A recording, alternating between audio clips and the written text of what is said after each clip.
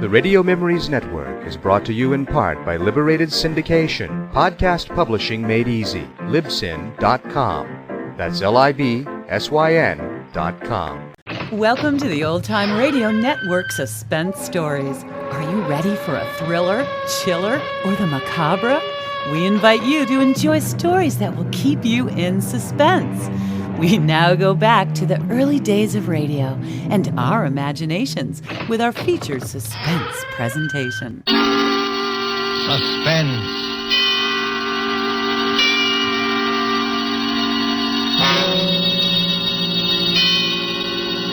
This is the Man in Black, here again to introduce Columbia's program, Suspense. Our stars tonight are Miss Agnes Moorehead and Mr. Ray Collins.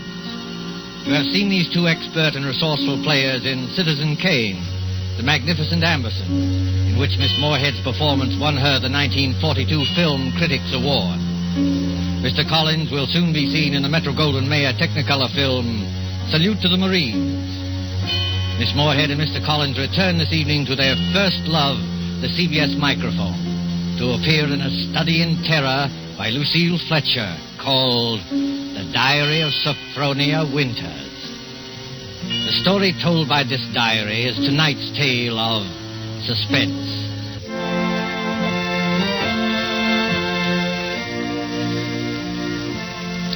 February 1st, St. Petersburg, Florida. I, Sophronia Winters, have hereby begun this diary because on this date I feel for the first time that I've begun to live. Diaries are no good unless one has thrilling experiences. For 40 years, I've never had what could really be called a thrilling experience. But Papa's death has changed everything. Here I am in beautiful St. Petersburg with everything to start life anew, money in my purse, 2 suitcases full of new clothes, and a gorgeous new permanent wave. And Florida is really the land of romance. It doesn't matter whether you're 17 or 70. There are parties and dances and bingo games and flirtations for all. My landlady, in fact, tells me that people often become engaged and even married to perfect strangers overnight. I'm still shy, of course, but just the same, it's such fun and so thrilling to think one's fate may be just around the corner.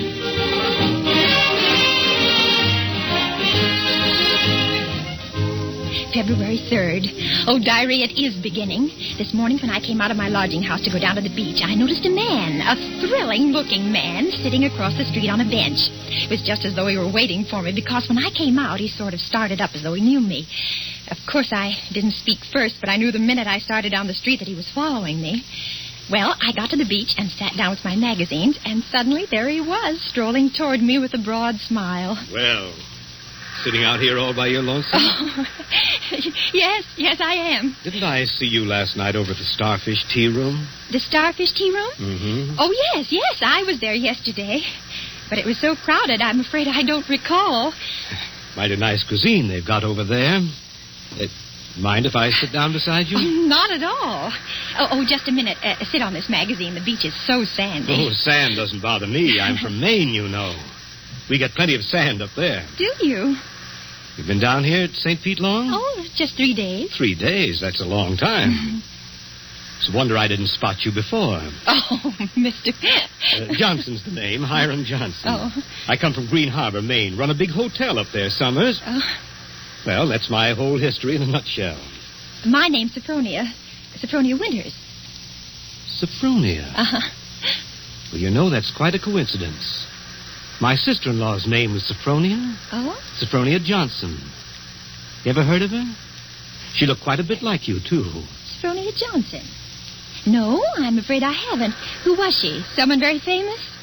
I'm so ignorant about these things. Oh, that's all right. Say, look at that sun, will you? I'd say it was pretty nearly time for lunch. And, Diary, darling, he is wonderful. Strong and kind, warm-hearted, so generous. I don't want to be like the other silly women in this town, but Hiram is different. There's something almost poetic about him, something sad and deep. You know, Sophronia, it's kind of mysterious, us finding that 9-point starfish on the beach together. My sister-in-law, Sophronia, used to collect 9-point starfishes. And to think your name, Sophronia, and you find a 9-point starfish with me. Well, it kind of draws us together, eh? Huh? What do you think? completely, as though I'd known him all my life. My landlady says it's foolish, but look at Romeo and Juliet. Weren't they foolish? What's the good of waiting, Sophronia? I've got to be back at the hotel in a week. We may never see each other again. Oh, Hiram, don't say that. I couldn't bear it. Then let's do it right away. Tomorrow? There's a parson out on Coral Avenue who'll do the job for us. We can take a nice moonlight drive out to the Alligator Farm afterward, have a nice shore dinner, then climb on board the Orange Blossom tomorrow night from Maine. Oh. Just think of Maine. The big dark pine woods, the sand, the bay. The two of us alone together. The two of us alone together.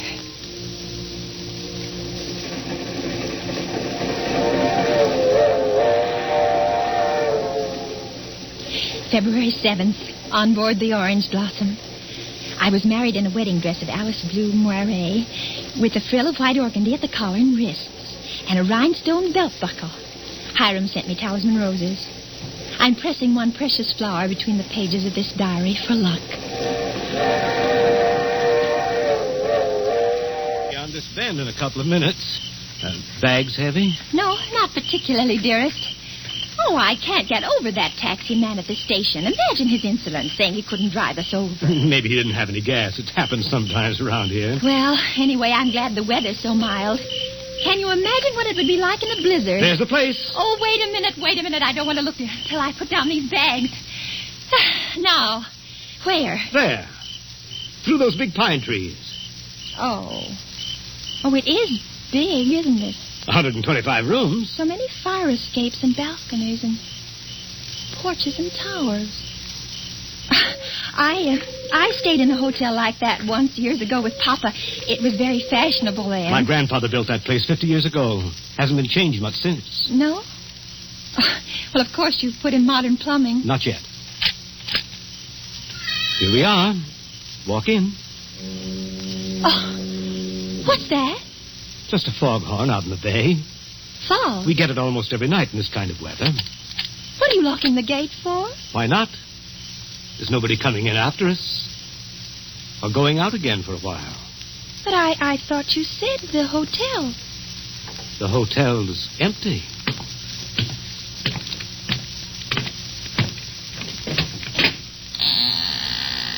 Hiram. What is it now? Hiram, darling, I know it sounds silly, but let's not go in there tonight. Let's wait until morning. Why? Oh, just because it's so dark and empty. There's not a light in the whole place, and no one's expecting us. What do we eat? Where'll we sleep? Let's stay in the village just for tonight. I've got things to eat and a place to sleep. Come on. Oh, my arm. Hiram! Do you remember my telling you down in Florida about my sister-in-law, Sophronia? Well, that's her over there on the wall. Take a look at her. Hiram, you hurt me. Oh, well, this glass is very dusty. She must have died many years ago. But her face is sweet. It's very sweet. And her eyes, there's something very sad and wistful about her eyes. She was a murderess. She was hanged in Portland 25 years ago for the murder of my brother Ephraim, here in the lobby of this hotel. She murdered him in cold blood with an axe. That fire axe hanging over there on the wall. Hiram. It was a summer day. There were guests sitting out on the front porch in the rockers. It was just after lunch. My brother Ephraim was sitting at the desk counting his loose change. My mother was crocheting in that old wicker rocking chair. Sophronia came downstairs, humming a hymn. Oh, don't, Hiram. Please don't tell me any more. Why not? Well, it makes me nervous to hear it like this in this big shadowy lobby. And your eyes, Hiram. Your eyes. Hiram, you're acting so strange. Hiram, what's the matter with you, dear? I know it was a terrible tragedy, but it happened 25 years ago. Don't touch me, Sophronia. Don't touch you. Do you remember what I said to you in Florida? What did you say? Oh, you said a million sweet and wonderful things to me, Hiram. I said you resembled my dead sister-in-law. Look at her again. Look at her closely. Sophronia. But why? Oh, no, I can't. It's too horrible. I can't look at her face with any pleasure now, knowing she was a murderess. You're afraid to look, is that it? No, I'm not afraid. Hiram, please, my arm. Oh, very well. How long? Now, stand there quietly. Like that. Take off your glasses. That's all I wanted to see. That's all I wanted. February 13th, Green Harbor Hotel, Maine. I can't understand it. I try to fathom it, but my head aches and my heart is heavy. The hotel is deserted. Has been for 25 years.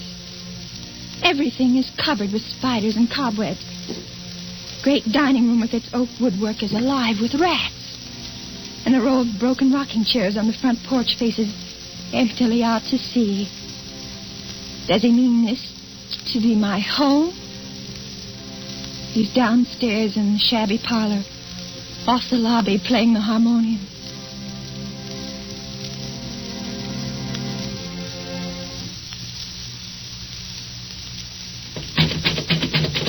Sophronia. Yes? Yes, Hiram? Sleeping? No, dear. Why is your door locked? Come out. I want to show you around the place. It's all right, dear. I've seen it. I've seen just about everything. No, you haven't. You haven't seen the grounds at all. The grounds? But, Hiram, it's after midnight. I want to show you where my sister-in-law, Sophronia, is buried. Well, not tonight, dear. Please, it's so late, and I have a headache. Open the door, Sophronia. I want you to come now. No, I shan't. Oh, go away and let me alone. I won't. No use carrying on like that. You see, I have pass keys to all the doors. See, Sophronia. Beyond, where those 4 birches are standing, is where my sister-in-law, Sophronia, was laid away 25 years ago. It was the biggest funeral in the neighborhood. Folks crowded outside the gate with the dozens trying to get a look, but we wouldn't let them. Buried her ourselves without a service out here by herself on the grounds. Ephraim's buried in town, but not Sophronia. I had a feeling I'd have to keep an eye on her even then. Keep an eye on her? I knew she was one of those restless sleepers who wouldn't stay quiet in her own grave. I knew before the year was out she'd find some way to start roaming around hunting for mischief again. She was a young she-devil to the core, Sophronia. They could hang her till doomsday. Wouldn't do any good. You mean you think she haunts this hotel? No, not this hotel. She never had any use for it, alive or dead. No. She makes for the warmer climates. She was always a cold-blooded little fish, freezing and shivering all the time. It's places like California and Texas and Florida she makes for. Florida? Yes, that's one of her favorite haunts, particularly around St. Pete. She likes the flowers and the sun and the romance. Hiram, I feel cold. Do you mind if I go inside Just now? a minute. I haven't explained everything. You think I'm crazy, I guess. Crazy. But I'm a lot smarter than some people give me credit for. Because, you see, I have found her now. 3 times. Do you see that grove of birches over there? Under every one of them's a grave. I found her wandering the earth in disguise 3 times. And I've killed her 3 times. But it still doesn't do any good. She's still restless. You mean you've killed 3 different women? So now I keep another open grave to remind her. It's waiting now. Would you like to see it, Sophronia? No, Hiram. No, please, Are you afraid to see it, Sophronia? No, Hiram, you don't mean to say that you think just because my name happens to be Sophronia and that I look a little like... Think what, Sophronia? Nothing.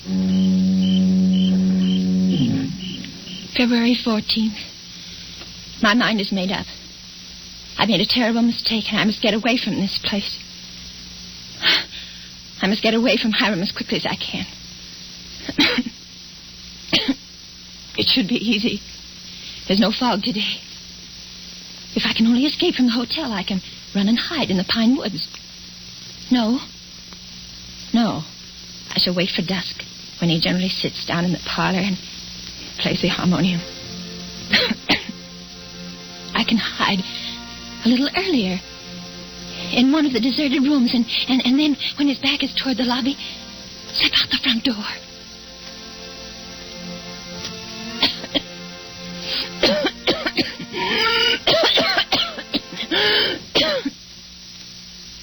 Sophronia? Sophronia? Sophronia! Oh, there you are. What's the matter? Anything wrong? No, Hiram. You didn't want anything outside, did you? Because if you do, you'll have to ask me to get it for you. You see, I always keep the front door locked. Yes, Hiram. Yes, the back door, too. And all the doors leading out into the porches and fire escapes. And a good many of the windows. It makes one feel safe from thieves and peeping Toms. Oh, you've got a cold. That's too bad. Yes. I must have caught it last night. Outdoors. The damp. You ought to be in bed. A good bed. The only good bed in the house is in my sister-in-law, Sophronia's old room. No, Hiram. I'm all right. It's just a little head cold. Oh, little head colds often develop into pneumonia. Why, it's too bad I didn't think of that before. You might have slept in it from the beginning. Here, up these stairs. What? What's the matter? Are you so weak? No. No, I'm all right. This room is the cleanest in the hotel, too. I've always had a sort of suspicion about it. You see, I've kept everything as it was. What's the matter? Nothing. It's just... It seems kind of familiar. No. It's just that seeing it so clean, seeing it as though someone were living here, as though they'd only just stepped out for a moment. It's as she left it that afternoon when she walked down to murder my brother. You see her needlework on the table with the needle sticking in it? And her hymn book still open? Mm. She was very fond of singing hymns, Sophronia was. Had a nice voice, too. I used to accompany her. Oh. I'll turn down the bed for you. And you can get undressed while I go and make you some hot tea. No, I don't want any. Here's the closet. You can put on one of Sophronia's dressing gowns.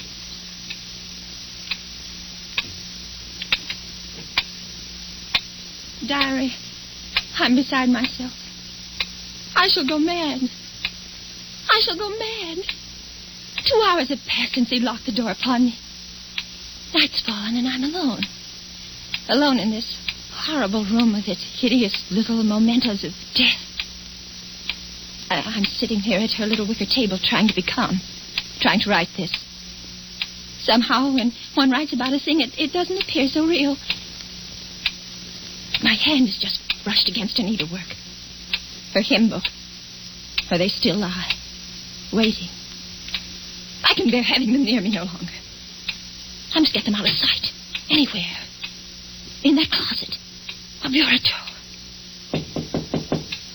Ready for your tea? No. Yes, Hiram. Why aren't you in bed? You'll take worse cold, you know. I'll get in bed in a minute. First, Brushing up on your needlework again? My needlework? You've got it in your hand. Have I? Oh, yes. Yes, so I have. But I wasn't working on it, Hiram. I swear I wasn't. I've never done a stitch of needlework in my whole life. I don't know one embroidery stitch from another. Let me show you. Look, I don't even know how to hold the needle. Get into bed, Sophronia. You're feverish. Before we go on, Hiram, before you go on thinking, we've got to have an understanding. You've got to let me explain. I was born in 1892 in Kalamazoo, Michigan.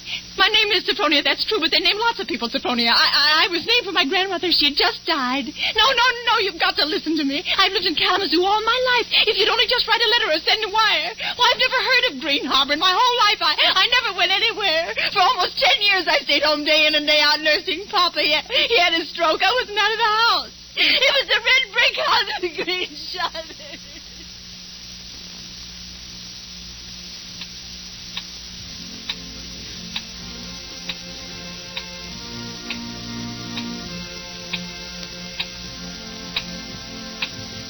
February 15th. Now I live only from moment to moment, listening to each creak upon the stairs. I've been in bed all day. It's night now. The foghorn has begun to blow again.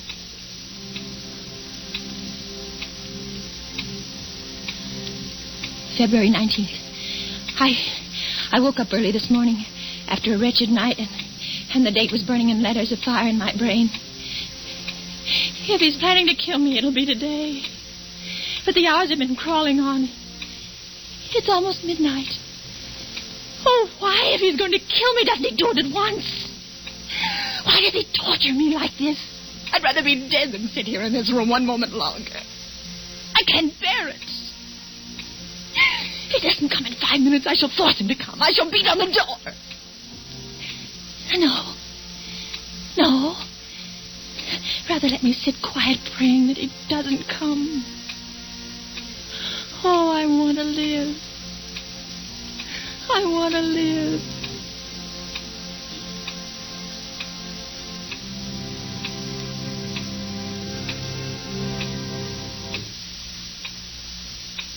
Sophronia! It's come. Sophronia! Come downstairs. I want you to sing me a hymn. Sing? He never asked me to sing for him before. But she sang. I can't sing, dear. I told you that long ago. Did you? Well, I'd forgotten. And besides, how can I come downstairs when my door's locked? It's unlocked. Try it. Unlocked? Oh, no. How could it be? Oh, it is, and I never knew it. Coming? He unlocked it. Sometime while I was just sitting. Oh, why didn't I try a few more times? Why did I just sit there assuming? No, he'd have caught me anyway. He'd have known. But I might... Oh, now it's too late. He's going to kill me. Sophronia! Yes, Hiram. I'm coming.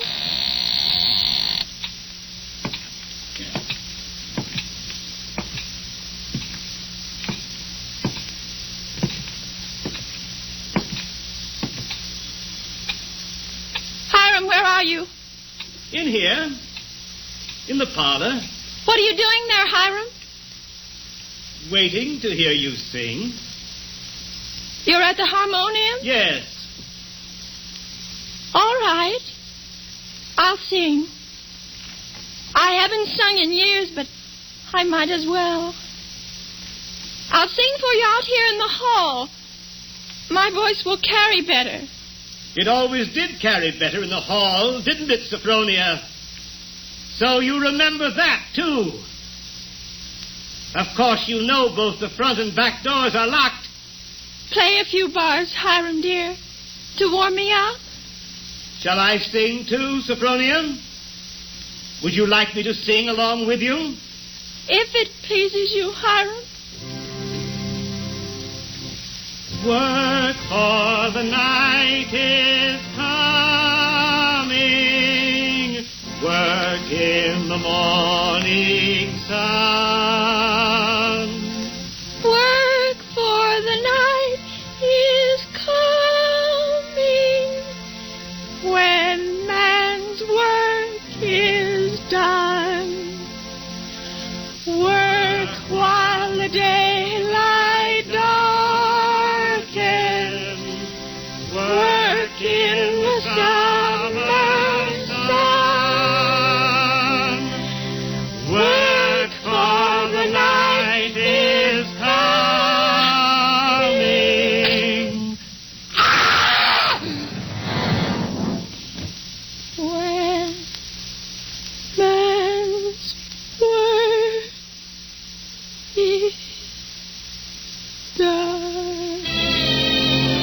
There's only one more page.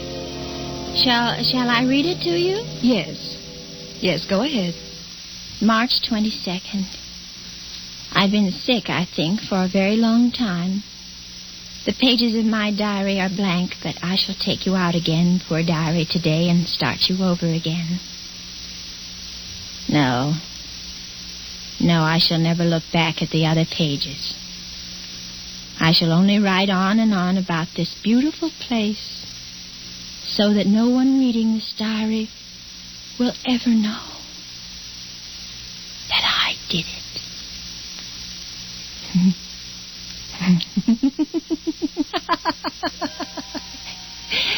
But I did do it, diary. I was smarter than he. When I opened that door at the head of the stairs and heard the music, when I saw the fire axe still hanging on the wall. Oh, I was so cautious. So terribly cautious. I tiptoed like a little mouse, even as I sang the hymn into that room where he was playing. But I was clever, so much cleverer than he. I kept on singing. And now I'm free. Free as a bird. I'm free and he shall never catch me now, not this time or ever again, because he's dead. Isn't he, Nurse? Nurse, isn't my dear brother-in-law, Hiram, really dead? Yes, miss, he's dead. And now I'll thank you to hand me that diary. The doctor doesn't approve of the patient's writing anything.